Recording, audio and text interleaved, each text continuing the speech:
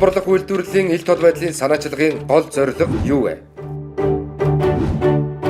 Эрдэс баялагын салбарын талаар цогц мэдээллийг олон нийтэд нээлттэй болгосноор түүнийг нийтийн сайн сайхны төлөө зөв захиран зарцуулахад оролцогч талуудын хариуцлагыг нэмэгдүүлэх, сайн засаглалыг бэхжүүлэхэд оршино.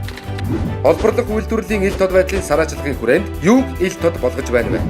Тусгай зөвшөөрөл, гэрээ, олборлсон, борлуулсан бүтээгдэхүүн, улсын болон орон нутгийн төсөв төлсөн татвар, төлбөр, хураамж, орлогын хуваарлалд зарцуулалт, нийгмийн хариуцлагын хүрээнд хийж буй хөрөнгө оруулалт, бүтээн байгуулалт, хандив, дэмжлэг, байгаль хамгаалахад зарцуулсан зардал, урьдчилсан барьцаа төлбөр, ажлын байр, бенефициар өмчлөгч буюу ашиг хүртэгч жинхэнэ өмчлөгч, төрийн өмчит компаниудын ил тод байдал.